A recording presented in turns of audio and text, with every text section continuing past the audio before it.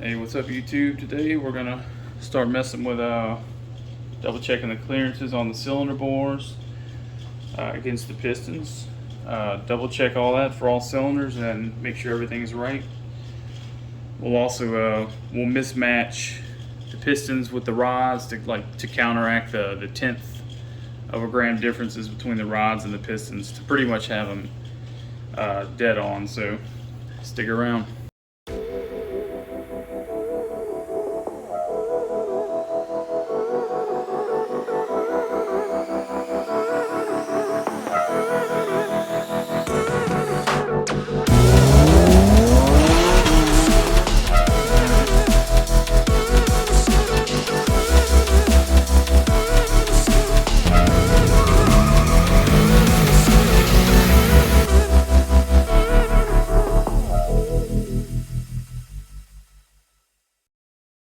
Alright, what we've done first is taken all the rods and pistons, and we've measured all the total weights. And I say total instead of measuring just the big end or the small end. We took our scale and just laid the entire rod and measured the overall weight of it. Each rod and each piston with the wrist pins. And what we did with that, we wrote all that down, and you can see here there's one that's number 3. It's a 1/10 heavier than the rest of the rods, and the pistons here, number 3 happens to be a 1/10 lower than the rest of the pistons. So this little 1/10 will offset this 1/10, and everything else will be exact. So, or well within a 1/10. So that's more than suffices for what we're trying to do here. Alright, next thing we want to do is we want to check all of these pistons. We want to check them with some OD mics, and you can use calipers too, but OD micrometers are a lot more accurate and easier to handle. And what you'll do is you'll measure about a 1/2 inch to 1 inch below the ring groove for the oil scrapers, and you'll find the widest point across from where my pointer finger and my pinky is at. And then what you'll do is you'll after you get your OD mic reading, you'll lock this in. Then you'll use a dial bore gauge and zero the dial bore gauge in this, and then use the dial bore gauge to check the cylinders. And you'll have to do this for every piston and to every cylinder they're going in. So, but before you start, you want to make sure everything is. See if I can get this to focus in here. These come with standards. This is a 3-inch standard, and this enables you to accurately check. And this looks like this is about, I don't know, 2 or 3/10 out, which is not a big deal for what we're doing here. So this just verifies that you're within spec, and your 0 is actual 0. So, and this is what you'll do. You basically check, like I say, like about a 1/2 inch or 1 inch down from the bottom oil scraper groove on both sides here, and just kind of get as accurate as you can.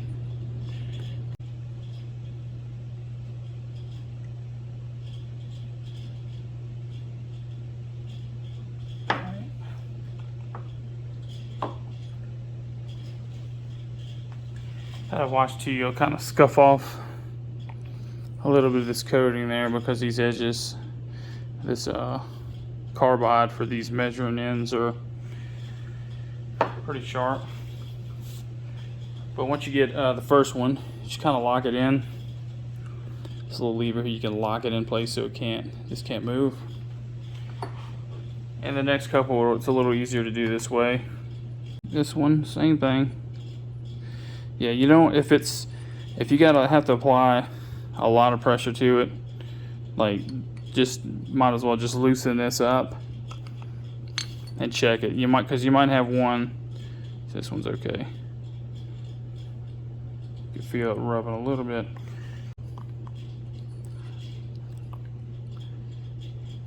It's just a little bit of rubbing. Might be a couple tenths bigger also, but I mean, that's pretty much what all of them measured at, plus or minus a couple tenths, which is 3.771 inches. So we'll write that down somewhere here. And I know these are all in metric, but most people that will be watching this video will be watching everything and or you know, from the US, use SAE. We'll write this down, 3.771. So we have this dial bore gauge is set to 0 for the OD mic. We'll check all these bores to make sure. This one's about 4 thousandths. Kind of checking like different spots too. 4.5 or so. 4.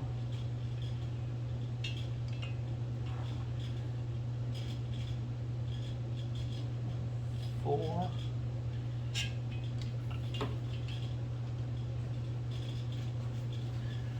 Get 4 out of this one too. 4.5. So you just check all of them, and what happens here is you measure with the OD micrometer,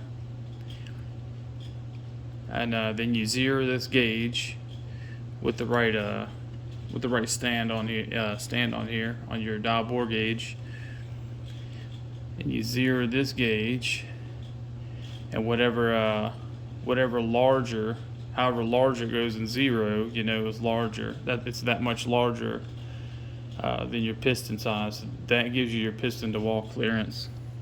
So you check them all, and you can check, you know, across like diagonally, you know, perpendicular to the center line, and you can check halfway down, all the way down, or you know, down to about 1 inch from the bottom of the bores.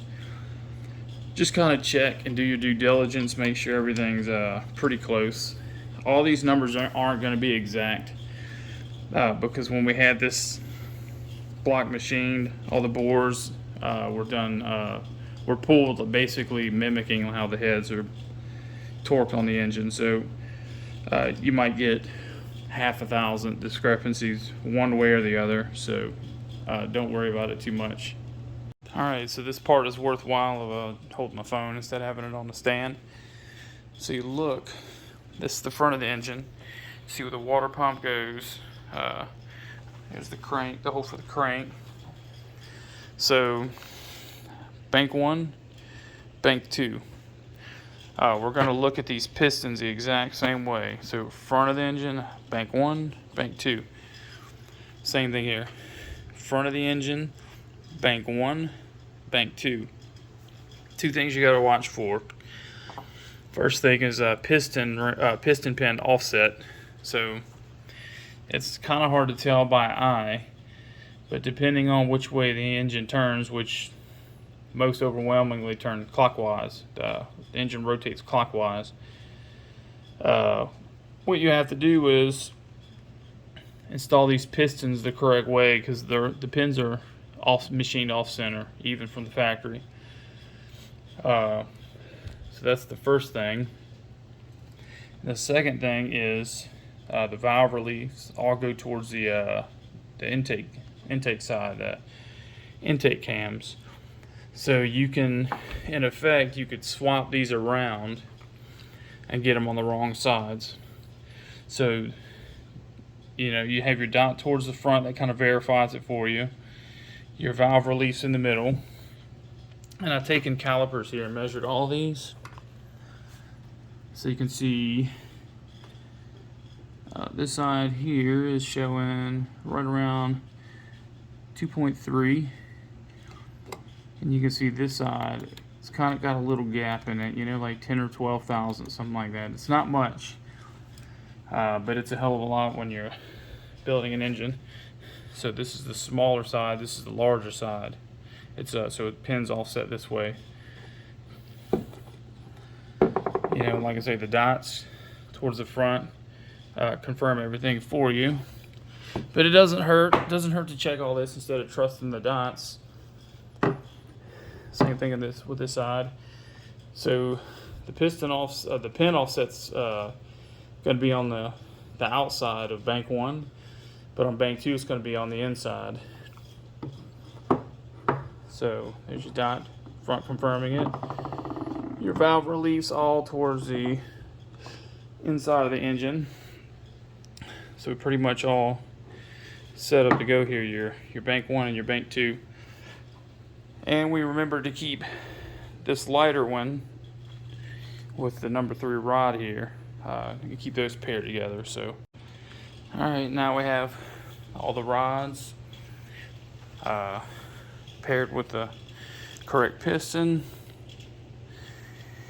We have all the pistons turned the correct way. Turn this way.